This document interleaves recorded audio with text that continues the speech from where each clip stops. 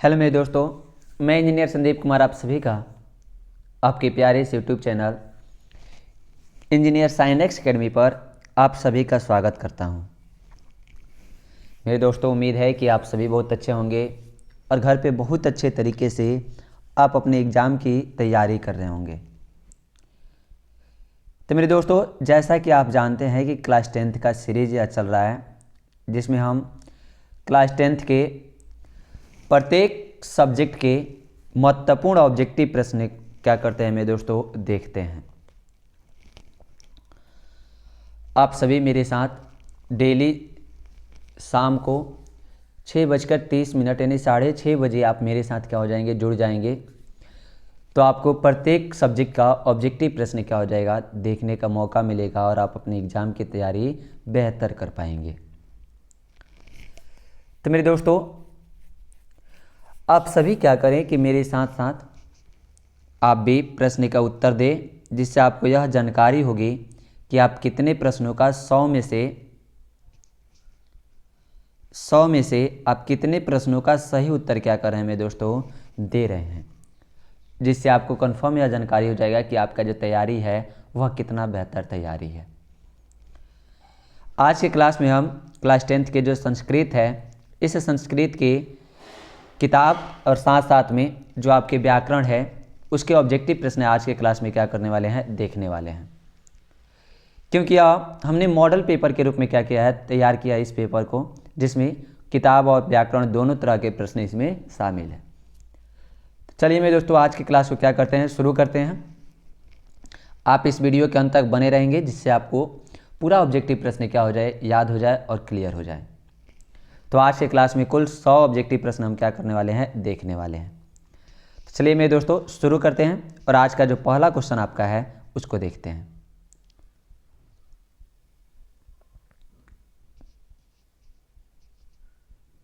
पहला प्रश्न है कि रूप की रक्षा किससे होती है। तो रूप की जो रक्षा होती है वो मृजया से होती है। किससे होती है मेरे दोस्तों, मृजया से।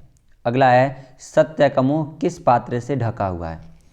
तो ये आपका जो पहला पाठ है मंगलम पाठ, उसमें पूछा गया है कि सत्य का मुख जो है वह किससे ढका हुआ है। तो हिरण्मय पात्र से, यानी सोने के पात्र से क्या हुआ है, ढका हुआ है। अगला प्रश्न है तीसरा, वेदा हेमंतम पुरुषम महांतम डैश डैश विद्यते अयनाय मंत्र किस उपनिषद से लिया गया है। तो आपका जो पहला पाठ है कौन सा, मंगलम पाठ, उसमें 4 उपनिषदों का क्या किया गया है, कुछ अंश दिया गया है।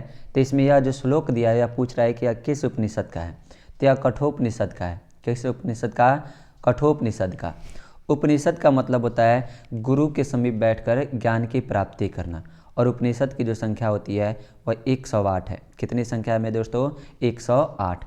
अगला है मंदाकिनी वर्णम पाठ में किस नदी का वर्णन है। तो मंदाकिनी वर्णम पाठ में मेरे दोस्तों किसका वर्णन है, तो 4 का सही उत्तर हो जाएगा क्या, गंगा। क्या हो जाएगा, गंगा। अगला है पांचवा, पाटल पुष्पों की पुतलिका रचना के आधार पर पटना का कौन सा नाम है। तो पाटल पुष्पों के आधार पर इस पटना के क्या नाम रखा गया, तो पाटलिपुत्र। क्या नाम रखा है मेरे दोस्तों, पाटलिपुत्र। अगला है पाटलिपुत्र में कौमुदी महोत्सव। पाटलिपुत्र में कौमुदी महोत्सव कब मनाया जाता था। तो पाटलिपुत्र में कौमुदी महोत्सव जो था वह शरद ऋतु में मनाया जाता था। कब मनाया जाता था मेरे दोस्तों, शरद ऋतु में क्या किया जाता था, मनाया जाता था। अगला है नीतिकारों द्वारा शत्रु किसे माना गया है। तो जो अच्छे व्यक्ति होते हैं, जो नीतिकार होते हैं, उनके द्वारा शत्रु किसे माना गया है, तो क्रोध को क्या माना गया है,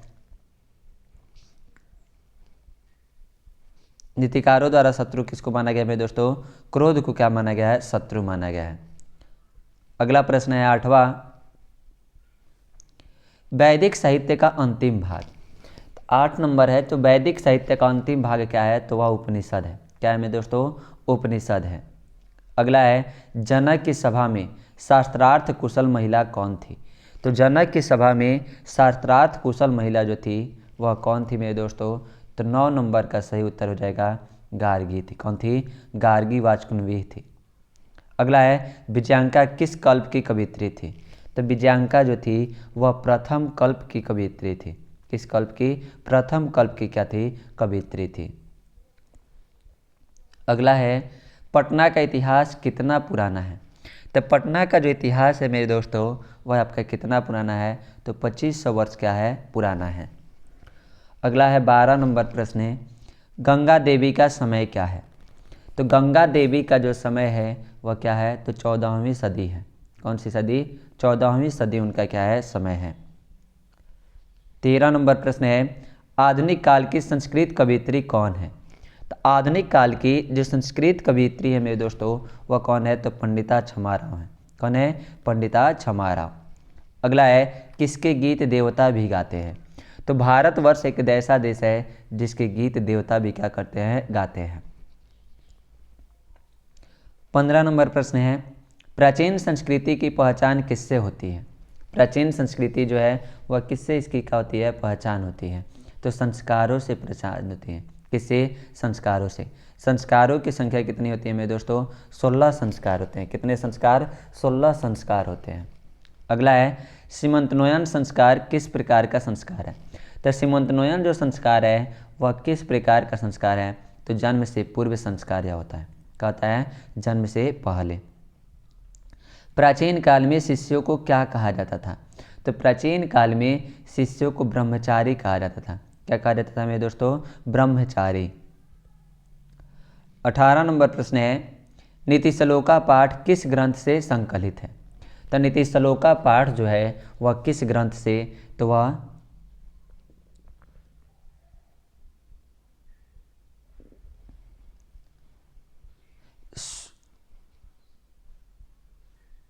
नीति श्लोका पाठ जो है मेरे दोस्तों वह किससे संकलित है आपका? तो वह विदुर नीति से संकलित है। किससे? विदुर नीति से क्या है? संकलित है। इसमें थोड़ा सा डाउट है, इसका सही उत्तर आप कमेंट बॉक्स में क्या करेंगे मेरे दोस्तों? जवाब देंगे।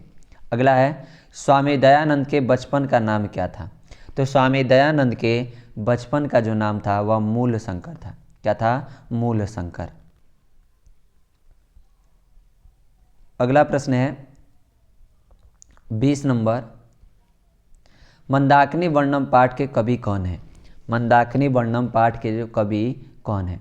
तो 20 नंबर का सही उत्तर जो जाएगा वह वाल्मीकि हो जाएगा। क्या हो जाएगा? वाल्मीकि।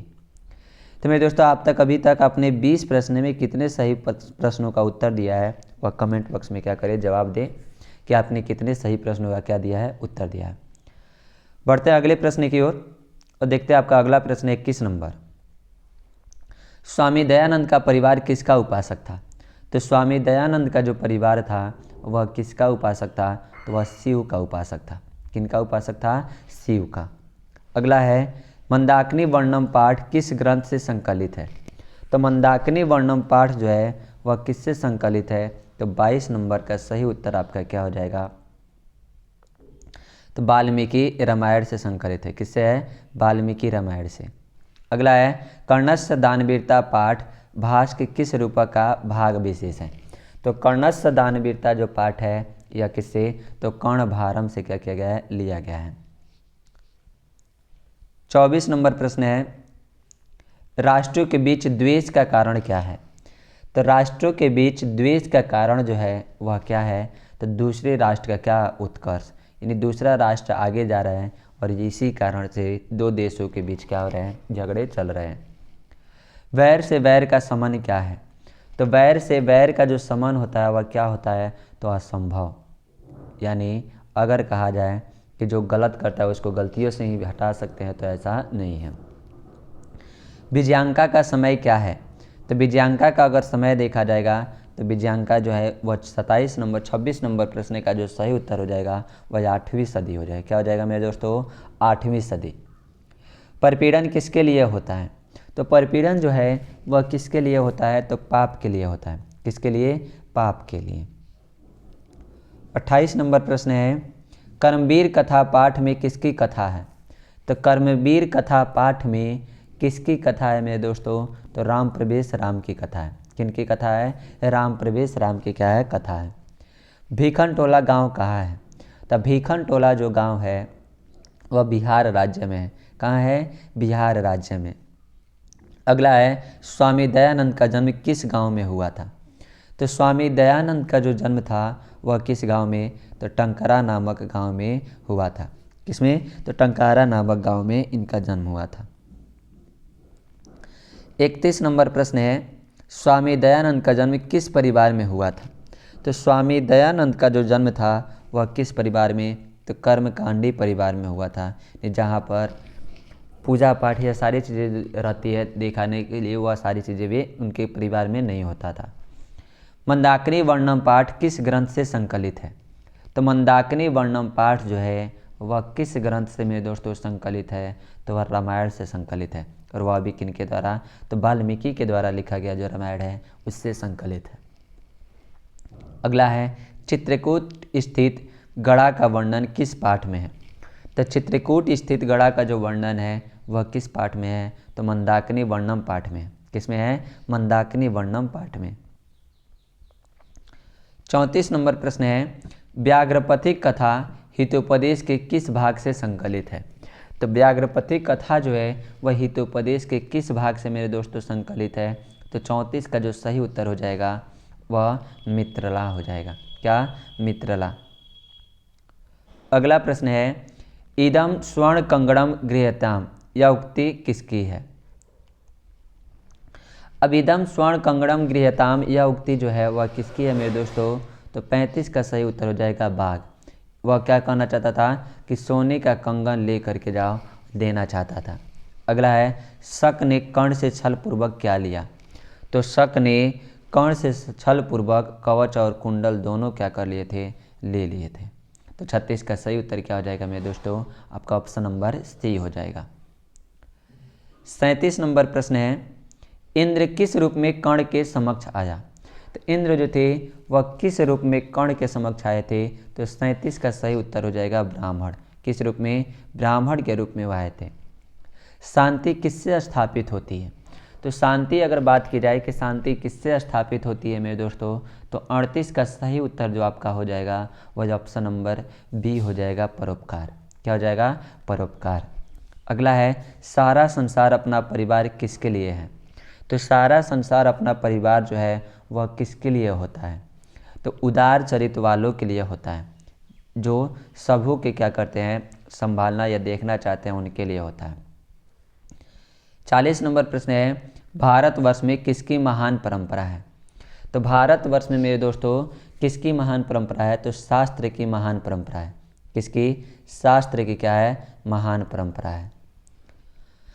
तो मेरे दोस्तों आप सभी जरूर बताएं कि आपने 40 प्रश्नों में कितने सही प्रश्नों का क्या दिया है? उत्तर दिया है।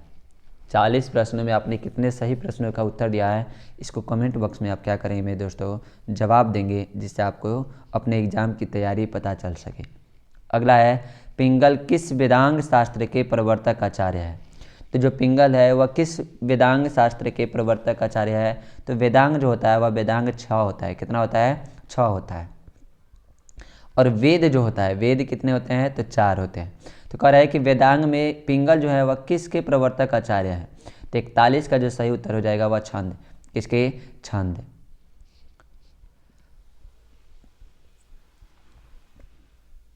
बढ़ते हैं अब अगले प्रश्न की ओर। 42 नंबर प्रश्न में दोस्तों देखते हैं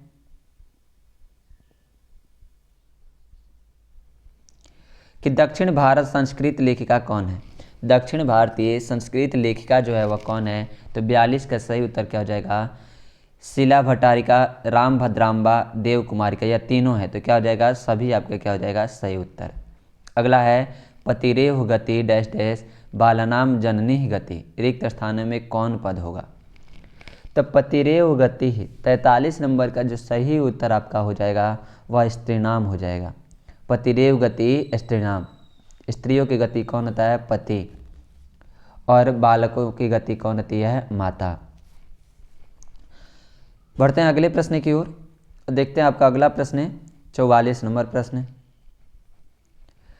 कोअपि तथा धार्मिको नास्ति कटेस्वान प्रावणोति, किसने कहा? कोअपि तथा धार्मिको नास्ति कटेवास्मान प्रावणोति, यह जो कथन था यह किसने कहा था?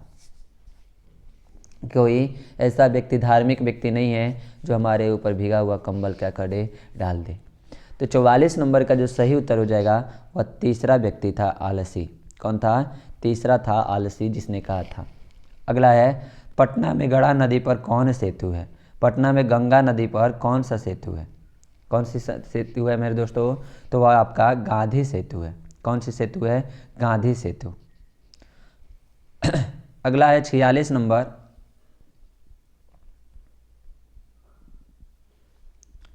स्वच्छंद का संधि विच्छेद क्या होगा?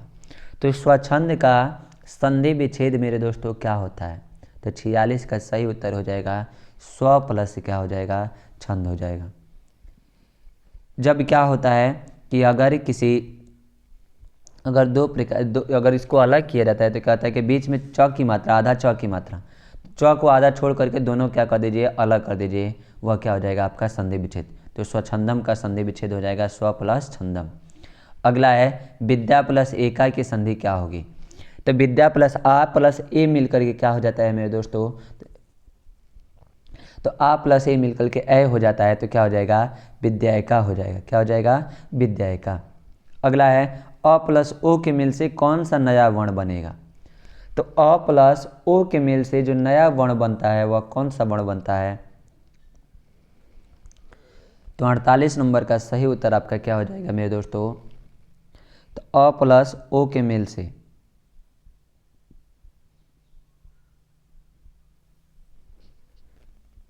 तो अ प्लस ओ के मेल से बन जाएगा अ बन जाएगा। इसमें क्या है? ऑप्शन थोड़ा सा गलत है, र नहीं रहेगा। अगला प्रश्न है 49 नंबर, इतः ततः किस संधि का उदाहरण है? तो इतः ततः जो है किस संधि का उदाहरण है? तो 49 का जो सही उत्तर हो जाएगा वह विसर्ग संधि। क्या है कि इसमें विसर्ग है, तो कौन सी संधि? विसर्ग संधि का। मूर्ति पूजा का समास विग्रह क्या होगा? तो मूर्ति पूजा का समास विग्रह मेरे दोस्तों क्या होता है? तो 50 का जो सही उत्तर हो जाएगा वह मूर्तः पूजा हो जाएगा। क्या हो जाएगा? मूर्तः पूजा। इसमें विसर्ग हो जाएगा। अगला है, दा धातु के लट लकार प्रथम पुरुष एक वचन का रूप क्या होगा? तो दा धातु के लट लकार प्रथम पुरुष का एक वचन ती जोड़ा जाता है। क्या जोड़ा जाता है मेरे दोस्तों? ती जोड़ा जाता है। तो इसमें क्या हो जाएगा? ददाती हो जाएगा। क्या हो जाएगा? ददाती। तो ऑप्शन नंबर डी आपका क्या हो जाएगा? सही उत्तर। तिष्ठति किस धातु का रूप है? तो तिष्ठति जो है वह किस धातु का मेरे दोस्तों रूप है? तो 52 का सही उत्तर क्या हो जाएगा? अस्था धातु का रूप है। किस धातु का? अस्था धातु का क्या है? रूप है। 53 नंबर प्रश्न है, लंग लकार किस काल का बोधक है? तो लंग लकार जो होता है मेरे दोस्तों वह किस काल का बोधक होता है? तो आपका भूतकाल का बोधक होता है। लट लकार जो होता है वर्तमान काल का, और रीट लकार जो होता है वह भविष्यत काल का। अगला है, नी उपसर्ग किस शब्द में है? तो नी उपसर्ग अगर देखा जाएगा तो वह किस में है? तो 54 का जो सही उत्तर हो जाएगा मेरे दोस्तों वह क्या हो जाएगा? नियम हो जाएगा। क्या हो जाएगा? नियम। नी धनियम क्या हो जाएगा? नियम। अगला है, प्रत्यक्ष शब्द में कौन उपसर्ग है? उपसर्ग का मतलब होता है जो पहले जुड़ा हो। तो क्या होता है? तो 55 नंबर का सही जो उत्तर हो जाएगा वह मेरे दोस्तों आपका क्या हो जाएगा? तो प्रत्यक्ष का अगर संधि विच्छेद करेंगे तो प्रतिधन क्या हो जाता है? अक्ष। क्या? प्रतिधन अक्ष। तो कौन सा उपसर्ग है? प्रति। इसलिए ऑप्शन नंबर क्या हो जाएगा? डी हो जाएगा। अगला है, सामूहिकम शब्द कौन सा प्रत्यय है? सामूहिकम में कौन सा प्रत्यय क्या हुआ है मेरे दोस्तों? जुड़ा हुआ है। तो 56 नंबर का सही जो उत्तर हो जाएगा वह ठक प्रत्यय जुड़ा है। कौन सा प्रत्यय?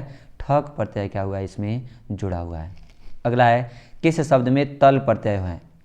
तो इसमें से अगर बात किया जाएगी तल प्रत्यय किसमें है? तो 57 का जो आपका सही उत्तर हो जाएगा वह क्या हो जाएगा? गुरुता। गुरुता में कौन सा प्रत्यय है? तल प्रत्यय। अगला है, लघु प्लस तरफ से कौन सा शब्द बनेगा? तो लघु प्लस तरफ से मेरे दोस्तों जो शब्द बनता है वह कौन सा बनता है? तो वह लघुतरम बनता है। क्या बनता है? लघुतरम। अगला है, कर्तव्यम में कौन प्रत्यय है? तो कर्तव्यम में अगर बात किया जाएगी कौन प्रत्यय है? तो वह तव्यत प्रत्यय है। कर्तव्यम में कौन सा प्रत्यय? तव्यत प्रत्यय क्या हुआ है? जुड़ा हुआ है। अगला है 60 नंबर प्रश्न, गम प्लस कत्वा से कौन सा शब्द बनेगा? तो गम प्लस कत्वा से जो शब्द बनता है वह क्या बनता है मेरे दोस्तों? तो 60 का सही जो उत्तर हो जाएगा वह गत्वा हो जाएगा। क्या बनता है? गत्वा। अगला है पश्यामी किस लकार का रूप है? तो पश्यामी जो है श्यामी, स्यति, स्यतः, स्यंती, यह जो होता है यह रीट लकार का होता है, यानी ऑप्शन नंबर क्या हो जाएगा? सी हो जाएगा आपका सही उत्तर। अगला है जही किस धातु का रूप है? तो जही जो है वह किस धातु का मेरे दोस्तों रूप है? तो वह हन धातु का रूप है। किस धातु का? हन धातु का क्या है? रूप है। बढ़ते हैं अगले प्रश्न की ओर और देखते हैं आपका 63 नंबर प्रश्न। मात्रम में कौन विभक्ति है? तो मात्रम में अगर बात की जाए कि कौन सी विभक्ति है, तो 63 का जो सही उत्तर हो जाएगा वह द्वितीय विभक्ति है। कौन सी विभक्ति है? द्वितीय। नदीसु किस शब्द का रूप है? तो नदीसु जो है वह किस शब्द का रूप है मेरे दोस्तों? तो 64 का जो सही उत्तर हो जाएगा वह नदी शब्द का रूप है। किस शब्द का? नदी शब्द का क्या है? रूप है। साधु शब्द के सप्तमी एक वचन का रूप कौन है? तो साधु शब्द के सप्तमी एक वचन का जो रूप होता है वह मेरे दोस्तों कौन होता है? साधव होता है। क्या होता है? साधव। जैसे बालकौ होता है तो उसी प्रकार क्या हो जाता है? साधव। अगला है 66 नंबर, गम प्लस सत का कौन सा शब्द बनेगा? गम प्लस सत से कौन सा शब्द क्या होगा? बनेगा। तो 66 नंबर का सही जो उत्तर हो जाएगा वह गच्छन हो जाएगा। क्या हो जाएगा? गच्छन। अगला है पठनम में कौन प्रत्यय है? तो पठनम में अगर बात किया जाए मेरे दोस्तों कौन सा प्रत्यय है? तो 67 का जो सही उत्तर हो जाएगा वह ल्यूट प्रत्यय है। कौन सा प्रत्यय है? ल्यूट प्रत्यय है। अगला है नागरिकः में कौन सा तद्धित प्रत्यय है? तो नागरिकों में नागरिकः में अगर बात किया जाए कौन सा तद्धित प्रत्यय जुड़ा हुआ है? तो ढक प्रत्यय जुड़ा है। कौन सा प्रत्यय? ढक प्रत्यय इसमें क्या हुआ है? जुड़ा हुआ है। अगला है राष्ट्र प्लस यह से कौन सा शब्द बनेगा? तो राष्ट्र प्लस यह से मेरे दोस्तों कौन सा शब्द बनता है? तो 69 का क्या हो जाएगा? राष्ट्रीय। और वह भी उसमें छोटी की मात्रा, यहाँ पे छोटी दिया है तो क्या हो जाएगा? छोटी की मात्रा। मूषक टाप से कौन सा शब्द बनेगा? मूषक प्लस टाप से कौन सा शब्द टाप प्रत्यय जुड़ता है तो कौन सा शब्द बनता है? तो 70 का जो सही उत्तर हो जाएगा वह क्या हो जाएगा? तो मूषक प्लस टाप से मूषिका, या कौन सा टाप जो होता है वह स्त्रीलिंग होता है इसलिए मूषिका हो जाएगा। अगला है श्रीमती में कौन सा प्रत्यय है? तो श्रीमती में मेरे दोस्तों कौन सा प्रत्यय है? तो 71 का हो जाएगा टाप प्रत्यय है। कौन सा प्रत्यय है? टाप प्रत्यय है। 72 नंबर प्रश्न है अप उपसर्ग से कौन सा शब्द बनेगा? तो अप उपसर्ग से कौन सा शब्द? तो अपकर्षः बनता है। कौन सा शब्द बनता है? अपकर्षः। अगला है अजह टाप से कौन सा शब्द बनेगा? तो अजह टाप से, अजह जो होता है पुल्लिंग होता है, स्त्रीलिंग बनाने के लिए कौन सा? तो अजा हो जाता है। क्या हो जाता है? अजा हो जाता है। तो 73 का क्या हो जाएगा? अजा। क्या हो जाएगा? अजा हो जाएगा। अगला है गमनम में कौन सा प्रत्यय है? तो गमनम में अगर बात किया जाएगा तो कौन सा प्रत्यय जुड़ा है? तो ल्यूट प्रत्यय जुड़ा है। कौन सा प्रत्यय? ल्यूट प्रत्यय। अगला प्रश्न है 75 नंबर, क्री धातु के लोट लकार मध्यम पुरुष एक वचन का रूप कौन सा है? तो क्री धातु के लोट लकार मध्यम पुरुष एक वचन का जो रूप होता है वह मेरे दोस्तों क्या होता है? तो 75 का जो सही उत्तर हो जाएगा वह कुरु हो जाएगा। क्या हो जाएगा? कुरु। अगला है डैश डैश भोजनम कृतम वाक्य के रिक्त स्थान में कौन सा पद होगा? तो इसमें डैश डैश भोजनम कृतम इस वाक्य में कौन सा पद होगा भरने में? तो 76 का जो सही उत्तर हो जाएगा वह मया हो जाएगा। मया भोजनम कृतम। अगला है विद्वत्सु किस शब्द का रूप है? तो विद्वत्सु जो है वह किस शब्द का रूप है? तो वह मेरे दोस्तों विद्वस शब्द का रूप है। किसका? विद्वस शब्द का क्या है? रूप है। अगला है वाणेन विदः का समस्त पद कौन सा है? तो वाणेन विदः का जो समस्त पद है वह वाण विधि है। क्या है? वाण विधा। 69 नंबर प्रश्न है कत्वा प्रत्यय किस पद में है? तो कत्वा प्रत्यय अगर बात किया जाएगा तो वह पठित्वा में कौन सा प्रत्यय जुड़ा है? कत्वा प्रत्यय जुड़ा है। अगला है दीर्घतमः पद में कौन सा तद्धित प्रत्यय है? तो दीर्घतमः पद में कौन सा तद्धित प्रत्यय है? तो तमप प्रत्यय है। कौन सा प्रत्यय है? तमप प्रत्यय है। अगला है शोभ नियम पद किससे बना है। तो शोभ नियम पद जो है मेरे दोस्तों वह किससे बना हुआ है। तो शोभ नियम जो है इसमें अनियर प्रत्यय है, तो अनियर का है तो शुभ प्लस अनियर प्रत्यय, कौन सा, शुभ प्लस अनियर। द्विगु समास का उदाहरण है। तो द्विगु समास जो होता है जिसमें पहला पद किसको बताता है, संख्या को, और बाद वाला पद जो होता है वह समूह को बताता है। तो सप्ताह यानी 7 दिनों का समूह, तो इसको यही हो जाएगा आपका क्या, द्विगु समास। अगला है 83 नंबर प्रश्न है, बालकयोः किस विभक्ति का रूप है। तो बालकयोः जो है वह किस विभक्ति का रूप है, तो षष्ठी विभक्ति का रूप है। किस विभक्ति का, षष्ठी विभक्ति का। अगला है गंगा शब्द के सप्तमी एक वचन का रूप होगा। तो गंगा शब्द के सप्तमी एक वचन का जो रूप होता है वह गंगायाम होता है। क्या होता है, गंगायाम। अगला है तत्र प्लस एकह की संधि क्या होगी। तो तत्र प्लस एकह की जो संधि होती है वह तत्रैकः होती है। क्या होती है, तत्रैकः। अब बढ़ते हैं अगले प्रश्न की ओर और देखते हैं मेरे दोस्तों आपका अगला प्रश्न है, चंद्रशेखर कौन सा समास है। तो चंद्रशेखर जो है वह कौन सा समास है। तो 86 का जो सही उत्तर हो जाएगा वह कर्मधारय समास, क्योंकि कर्मधारय समास में पहला पद विशेषण होता है। तो चंद्र के जैसा, चांद के जैसा शिखर यानी शेखर, वह क्या होता है, चंद्रशेखर। अगला है किस वाक्य में अनुक्ते कर्तरित तृतीया सूत्र से तृतीया विभक्ति हुई है।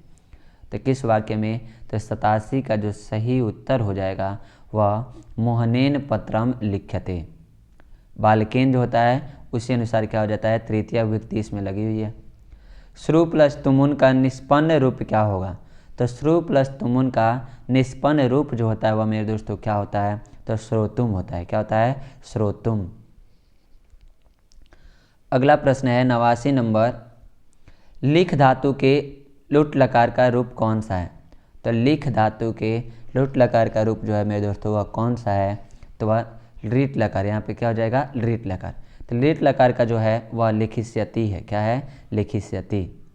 अगला है क प्लस अपी की संधि क्या होगी। क प्लस अपी की संधि क्या होगी मेरे दोस्तों, तो 90 का जो सही उत्तर हो जाएगा वह क्वापी हो जाएगा। क्या हो जाएगा, क्वापी। अगला प्रश्न देखते हैं 91 नंबर, क्रिया के साथ किसका साक्षात संबंध होता है। तो क्रिया के साथ मेरे दोस्तों किसका साक्षात संबंध होता है, तो वह कारक का होता है। किसके साथ होता है, कारक का क्रिया के साथ क्या होता है, संबंध होता है। कारक जो होते हैं वह 8 होते हैं। कितने होते हैं, 8 होते हैं। अगला है अयम जटाभि तापस प्रतीयते वाक्य के जटाभि पद में तृतीय विभक्ति किस सूत्र से हुई है। तो यह किस सूत्र से, तो 92 का जो सही उत्तर हो जाएगा वह इत्थम भूत लक्षणे। क्या हो जाएगा, इत्थम भूत लक्षणे से क्या हुई है, यह तृतीय पति जटाभि में लगा हुआ है। 93 नंबर प्रश्न है, किस कारक में सप्तमी विभक्ति होती है। तो 93 नंबर का सही उत्तर हो जाएगा अधिकरण कारक में सप्तमी विभक्ति होती है। करण कारक में तृतीय विभक्ति, संप्रदान कारक में चतुर्थ, कर्म कारक में द्वितीय विभक्ति। अगला है नयति किस धातु का रूप है। तो नयति जो है वह किस धातु का रूप है, तो नी धातु का रूप है। किस धातु का, नी धातु का। अगला है नारी में कौन सा स्त्री प्रत्यय है। तो नारी में कौन सा स्त्री प्रत्यय है, तो डीन प्रत्यय है। कौन सा, डीन प्रत्यय है। अगला है पठ प्लस घई में कौन सा शब्द बनेगा। तो पठ प्लस घई से कौन सा शब्द बनता है, तो 96 नंबर का जो सही उत्तर हो जाएगा वह पाठा हो जाएगा। क्या हो जाएगा, पाठा। बढ़ते हैं अगले प्रश्न की ओर 97 नंबर, किम प्लस तहसील से कौन सा शब्द बनेगा।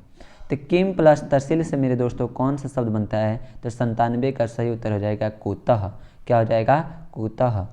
अगला है मूषक प्लस टाप से कौन सा शब्द बनेगा। तो टाप प्रत्यय जो होता है वह स्त्रीलिंग प्रत्यय होता है और 98 नंबर का जो सही उत्तर हो जाएगा मूषिका हो जाएगा। क्या हो जाएगा, मूषिका। अगला है स्थितः में कौन प्रत्यय है। तो स्थितः में जो है वह मेरे दोस्तों कौन सा प्रत्यय है, तो कत प्रत्यय है। कौन सा प्रत्यय, कत प्रत्यय। अगला प्रश्न देखते हैं लास्ट, वैदिकः पद किससे बनेगा। तो वैदिकः पद जो होता है वह मेरे दोस्तों किससे बनता है, तो वेद प्लस ठक से बनता है। किससे बनता है, वेद प्लस ठक प्रत्यय से क्या होता है, वैदिकः बनता है। तो यह मेरे दोस्तों आपके कुल प्रश्न कितने हो गए, 100 प्रश्न क्या हो गए, कुल कंप्लीट हो गए। आपने कितने सही प्रश्नों का उत्तर दिया 100 में, आप सभी कमेंट बॉक्स में ज़रूर जवाब देंगे, जिससे आपको क्या हो जाए मेरे दोस्तों, जानकारी हो जाए कि आपने कितने अच्छे प्रश्नों, सही प्रश्नों का उत्तर दिया है और आपने कितनी तैयारी की है। तो चलिए मेरे दोस्तों, आज के लिए इतना ही, फिर मिलते हैं आप सभी के साथ नेक्स्ट क्लास में, और तो आज के लिए जय हिंद।